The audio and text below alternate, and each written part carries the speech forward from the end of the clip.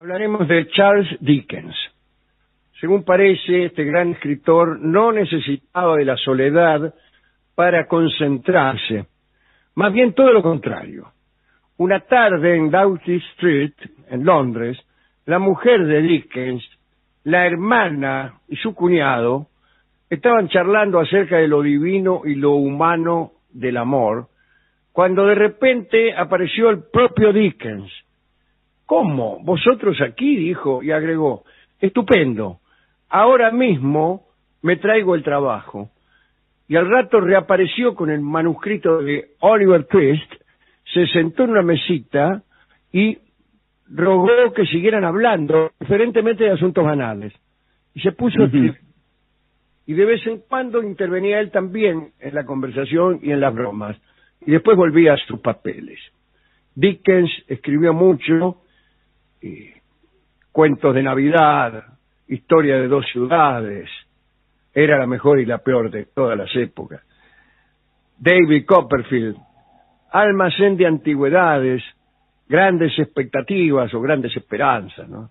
Tiempos difíciles, los papeles póstumos del Club Pickwick, varias más. Me contaba el otro día, o me recordaba, Nico Tolcachir, un paseo nocturno realizado hace algunos años en Londres. Salíamos a la noche a recorrer calles ahí al Tuntum, y en eso pasamos por una esquina donde había una preciosa, un precioso negocio. Precioso digo porque era muy pequeño, pero lleno de objetos hermosos. Y entonces alguien avisó, ¿saben una cosa, amigos? Hace un rato que estábamos observando ahí este es nada menos que el almacén de antigüedades.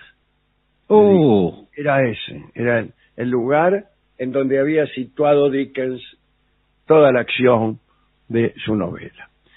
Dickens había nacido en 1812 y lo pasó bastante mal en su infancia. Fue el segundo de los hijos del matrimonio formado por un empleado administrativo de la Armada de Portsmouth, John Dickens, y Elizabeth Barrow. Parece que el papá de Charles andaba siempre endeudado. El tipo fue denunciado por no haber pagado algunas de esas deudas y terminó encarcelado en una prisión de morosos. En aquel tiempo existía la prisión por deudas. Y la mayor parte de la familia se trasladó a vivir con el señor Dickens a la cárcel, posibilidad establecida entonces por la ley que permitía a la familia de los deudores compartir la celda. Charles, después de pasar el día trabajando en una fábrica de pomada para zapatos que estaba cerca de la estación Charing Cross, un lugar que hoy es muy bacán, ¿no? Sí. Muy turístico. Iba a dormir a la cárcel cuando salía del laburo para acompañar a su viejo. Tenía 12 años. Con muchas dificultades, Dickens fue a la escuela. Como escritor fue autodidacta. No tuvo grandes maestros, ni salones, ni nada que lo ayudara. Aprendió a escribir a pura lectura. Leía con voracidad. Escribió alguna vez: yo no recibía ningún consejo, ningún apoyo, ningún estímulo, ningún consuelo, ninguna asistencia de ningún tipo, de nadie que me pudiera recordar. En la escuela escribió una obra de teatro para las clases de historia. Se llamó Misnar, Sultán de la India. Uno de los profesores lo felicitó y le dijo solemnemente que llegaría a ser alguien. Dickens se tocó los brazos, las piernas, la cabeza, se comprobó como ser humano, contante y sonante, y le respondió a su profesor que ya lo era, que ya era alguien, desde luego, ¿no? Las lecturas que más lo ayudaron fueron las que realizó en el Museo Británico. Parece que un día descubrió que era gratis leer en el Museo Británico y no salió más. A los 17 años consiguió trabajo como taquígrafo luego fue periodista parlamentario. Primer desengaño amoroso. Charles tenía una hermana, Fanny, que tenía una amiga hermosa, se llamaba Mary Bednell. Un día salieron los tres a pasear por Hyde Park. De pronto Mary y Charles se escaparon entre los paseantes y dejaron sola a Fanny. Cuando Fanny los encontró, ya andaban noviando y a los besos. Dickens quiso casarse con ella, pero Mary era hija de ricos. Charles sabía que su situación financiera iba a ser examinada. Asustado con algo que podía ser interrumpido, siguió adelante con la relación. Hacían veladas musicales, Mary tocaba el arpa, Charles Dickens cantaba muy bien.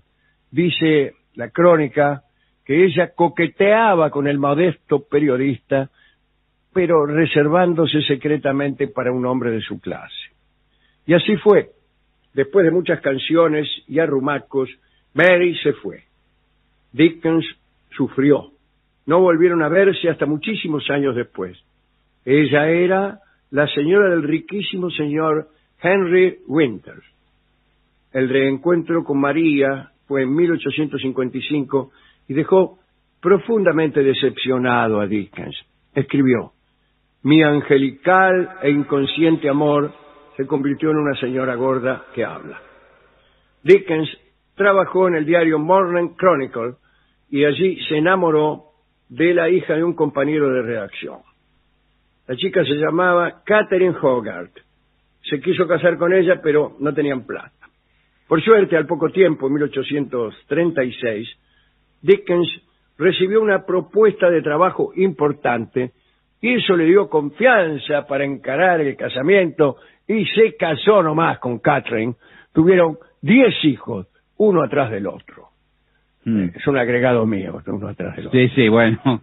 La propuesta de trabajo importante se la hizo William Hall, hombre de una casa editorial grande, que le propuso redactar unas historias de aventuras de unos londinenses raros, aficionados a la caza, a la pesca y otros deportes. Las historias irían acompañadas por ilustraciones. Dickens aceptó. La primera entrega se llamó Los papeles póstumos del Club Nimrod de Cazadores Inexpertos. Eran varias entregas mensuales. Empezó a ir bien. Cada una de sus entregas se convertía en un acontecimiento literario. En un principio la obra debía ser una narración inspirada en los grabados que hacía Robert Seymour, que era un tipo muy famoso, un ilustrador muy famoso. Sucedió que el texto le ganó por mucho a la ilustración hasta que los dibujos dejaron de importar completamente. Indignado por su postergación, Seymour se deprimió y se mató. No. La tira cambió de nombre y empezó a llamarse Los papeles póstumos del Club Pickwick, que es la novela que todos ustedes conocen y que es realmente muy, pero muy graciosa. El titular del club, el señor Samuel Pickwick, es un personaje medio quijotesco, y lo es porque en realidad Dickens era muy amante del Quijote, era la obra que más le gustaba de todas. Mientras escribía sus folletines, comenzó a desarrollar Oliver Twist y Almacén de Antigüedades. Y Dickens se hizo famoso y empezó a alejarse de Catherine, su compañera. Se separaron cuando Dickens se enamoró de una actriz de 18 años que se llamaba Ellen Ternan. La conoció durante la preparación de una de las obras que escribió junto con su mejor amigo, que era Wilkie Collins, recuerdan ustedes, el autor de La piedra lunar. Con Collins, Dickens escribió muchísimas cosas. Conocieron muchísimas damas, participaron de reuniones picantes, compartieron incluso experiencias opiómanas y fueron muy felices. Viajaron sin parar. Anduvieron por el Vesubio, subieron al cerro Chamonix, anduvieron por muchas ciudades. Collins se vestía mal, con ganas, y esto mortificaba mucho a Dickens. Decía que el descuido de uno les hacía daño a los dos. Collins y Dickens llegaron a ser un poco parientes. Un hermano menor de Wilkie Collins se casó con la segunda hija de Charles Dickens y Catherine, ¿no? Al final de sus vidas, Collins y Dickens se distanciaron, principalmente porque a Collins le siguió gustando demasiado el opio y porque a Dickens no le gustó demasiado la piedra lunar y se lo dijo. La relación amistosa quedó un poco incómoda y dejaron de frecuentarse. Dickens se fue a vivir con su novia, Ellen, la actriz jovencita. La sociedad victoriana no se lo perdonó y Dickens se rajó. Se fue a París, conoció a Alejandro Dumas, a Teófilo Gautier, en Edimburgo, anduvo por Edimburgo como todos los escritores, ¿no? Ahí lo nombraron hijo adoptivo de la ciudad. En Estados Unidos leía en público para audiencias gigantescas, hacía unas conferencias y lecturas. En una oportunidad una mujer muy hermosa se acercó a estrecharle la mano y le dijo, en relación a sus libros y sus personajes: quiero saludar a quien me ha llenado la casa de tantos buenos amigos. Era muy rápido, le dijo, que estaba preparando su autobiografía, por lo que probablemente él mismo se le aparecería por allí. Ella entendió el mensaje y hubo un par de visitas que no fueron nada metafóricas. A partir de 1860, Dickens padeció tristezas intensas porque murieron 2 de sus hijos, casi todos los otros se fueron a Australia y quedó prácticamente solo. El 9 de junio de 1865, mientras regresaba de Francia para ver a Ellen Ternan, Dickens sufrió un accidente, el famoso choque ferroviario de Staplehurst, en el cual los 7 primeros vagones del tren cayeron de un puente que estaba siendo reparado. El único vagón que no cayó fue aquel donde se encontraba Dickens. Y Dickens pasó mucho tiempo atendiendo a los heridos y moribundos antes de que los rescatadores llegaran. 5 años después del accidente, que lo dejó mal, murió luego de sufrir una apoplejía. Tenía 58 años. Dickens está supongo que será que está sepultado, ¿no?, en la llamada esquina de los poetas de la abadía de Westminster. ¿Qué canción podemos escuchar? Bueno, en Estados Unidos es muy conocido el cuento de Navidad de Dickens, y aparece en forma de películas, fragmentos, aparecen Los Simpson, en Padre de Familia, en fin, en todos los dibujos animados. Entonces vamos a escuchar, en alusión a ese cuento, en realidad de Dickens, una novela corta,